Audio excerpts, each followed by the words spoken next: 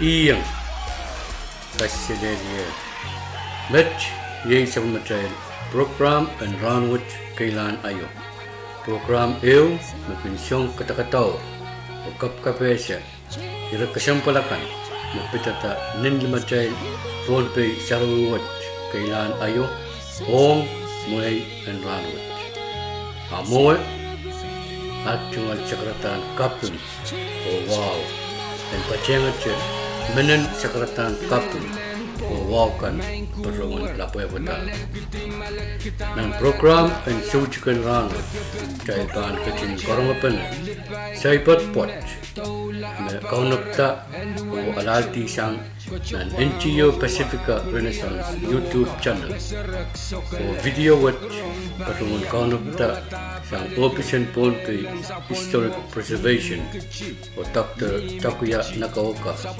na Uya Executive Director and NGO Pacifica Renaissance Rakat O Chorus Pato ng program ng Rahnwet Keilahn Aio.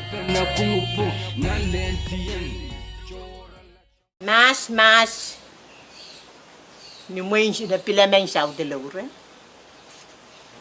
nan mweyo tapos man kita sirapin men tapos me sirapin kaselil rani pilkin yang pwede rail mo nang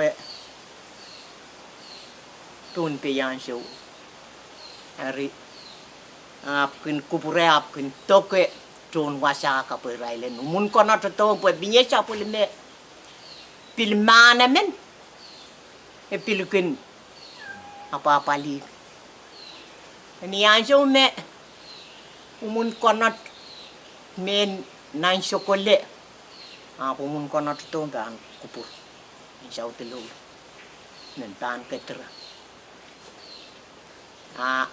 olo pilgun rong mia ole men mimi nan sokole pilol kaselel ese waketala en ma ese waketala en sakanakan ola prongata mrapan men nan sokole ban umun kono to are pilania ta en yang pwede rong kusiya pen Sirbin menet sapul men sautulo. Iya ten sirbin menet Kisin Ntamwahu.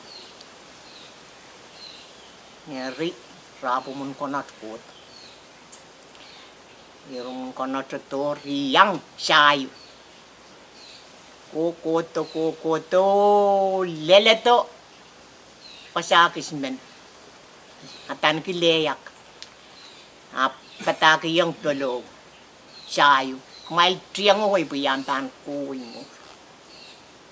Ai mo e plani repan shopni aror ko I kisang e kersuit ko. Ni kisang e sumau ka wonek iut kiyang e mau ka. Ni aso me kiyang e mau ka utan mana ka kasilil. Iya ten mana karena Taimwahn. Ini asu me elelatato hikonati mo puino kota awi leleto Kisin Ntamwahu kilanget mana ka po mau kita.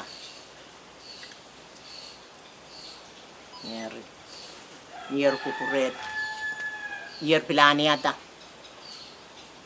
Pues yer me Kisin Ntamwahu mau kitarar na tanta kita airport. Isa kare ko mo shop ap sa nasa niyong tokono. Kumalpan pro ya lapen pan mo po en nature pin airport. Irap puya po tier pan ko puran south loro. Ang sa uray. Ay pilania tare pan mo may tila irabang puritila ay sagara ko mo shop. Tataki ang sirabino kutap mo may tinama. Ay sagala po ilalit kitara ito mo. Sirabino sagara ko mo shop. Mo shop mau makuwi ko mamatang purot.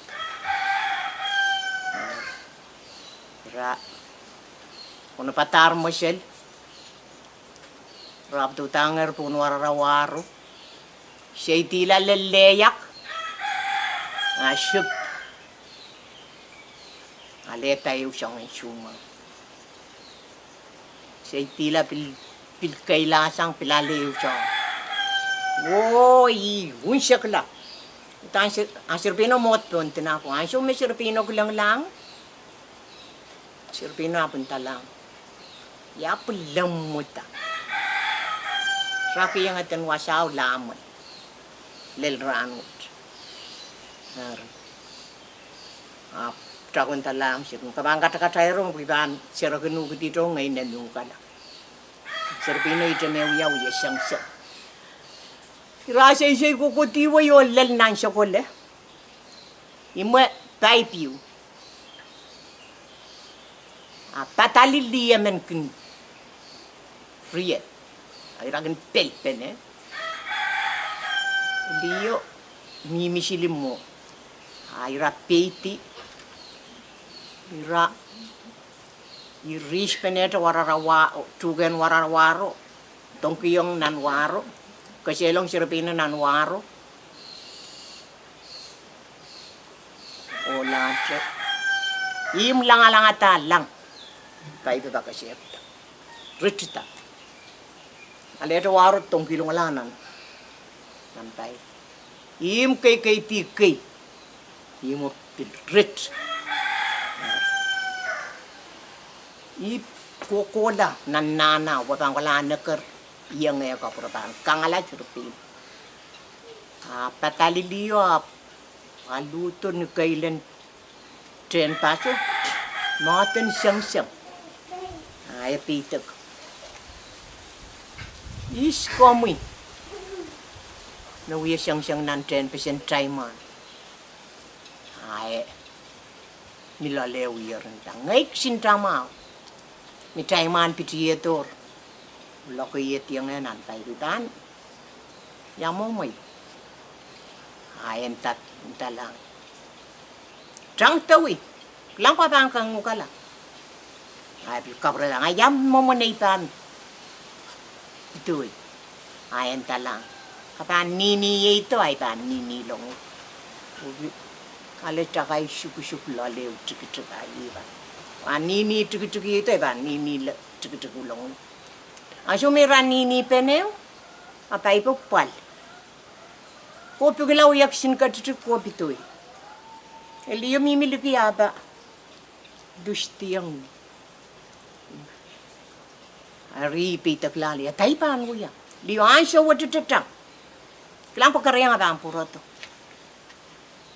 Ar kapan trang kapan ko sama-sama rin truga koros koko wait. Kapan iyang koko wait. Itang.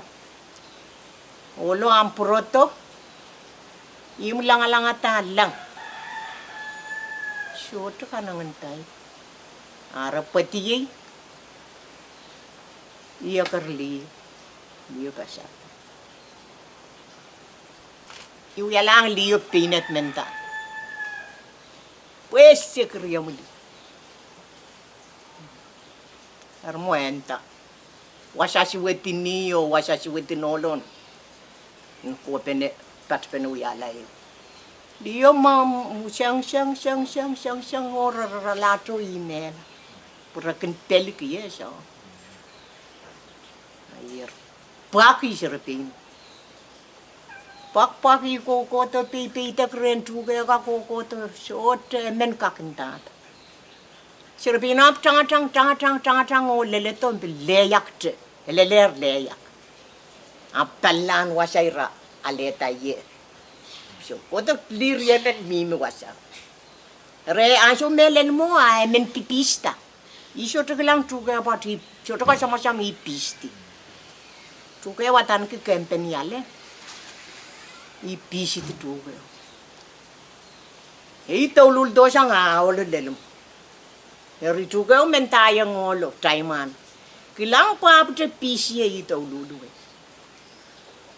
Eri koto adia ka irale ti Sirpino lelete rera iraya kila. Peliaka wut-wutit. Tok-tok ya rat penit. Krak na rat penit ko kun kola pinala pilo. Yatar la palan puel. Eri. Peliaka o emel dikit-dikit pes, emel roko-roko pes.